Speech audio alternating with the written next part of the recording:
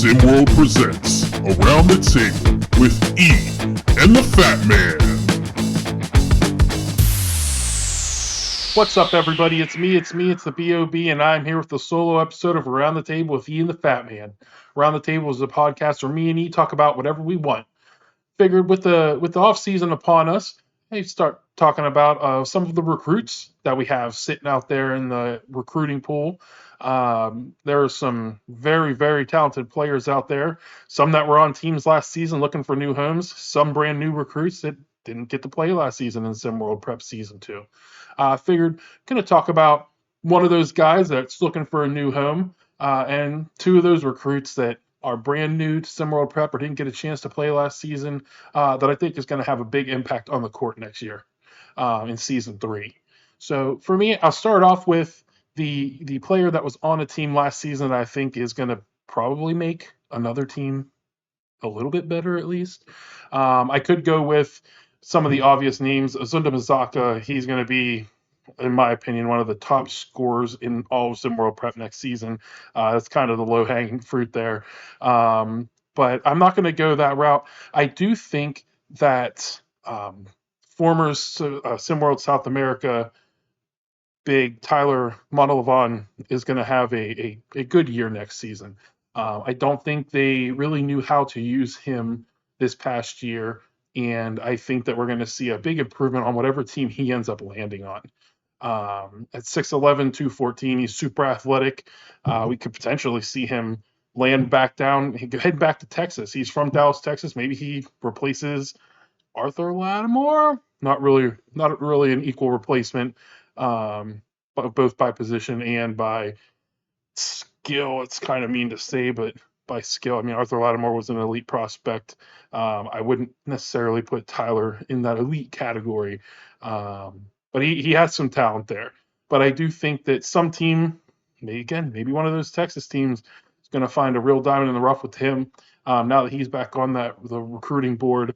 So I look forward to seeing where that 6'11" Tyler goes. I mean, 6'11", he's probably going to grow. I mean, he's still got some time to grow. Wouldn't be surprised if he hit 7 foot, and them 7-footers have been deadly here in SimWorld Prep, so looking out for that.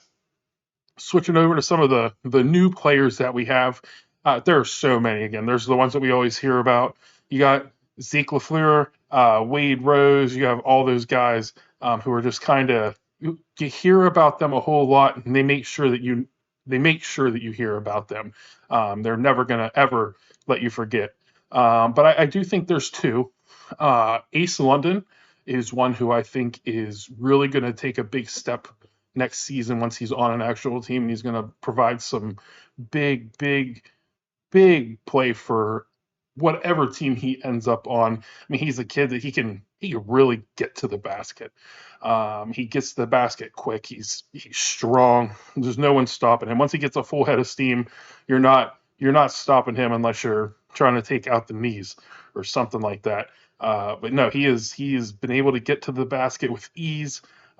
He's super athletic. You just toss the ball up, lob city for him. Just throw the ball up, he'll catch it, put it down. I think he's going to make a team very, very happy with the athleticism that he has shown.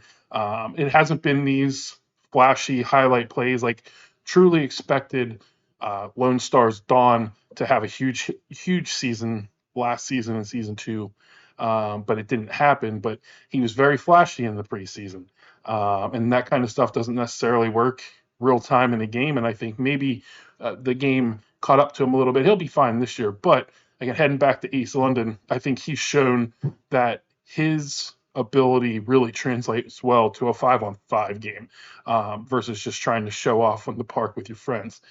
And the other route that I want to go, again, there's so many extremely talented players, but I do want to go with one of our newer kids that have kind of shined on the block, and that's Connor Gregor.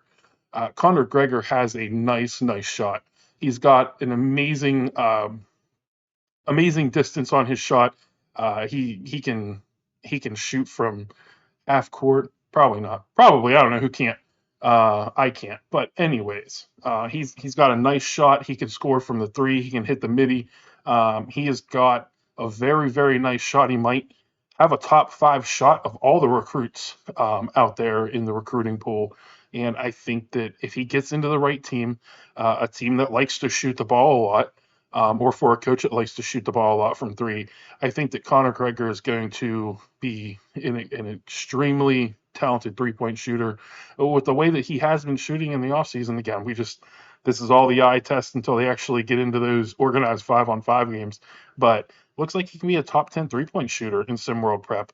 But again, with the offseason, we can say all these things for Gregor, top 5 3-point shooter, Ace London, an elite guy getting to the rim. I mean, none of this matters until the actual season starts, game 1 hits, and we actually see them on the court, or during their scrimmages, we should say.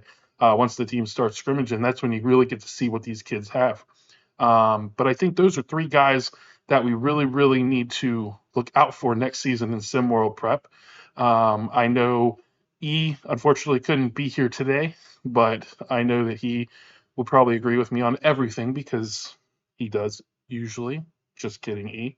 But yeah, let me know what you guys think. Let me know who you guys think is going to really stand out next season from SimWorld Prep, specifically players that haven't been on a team yet. Well, I appreciate you guys as always, and I hope you have a great rest of your weekend.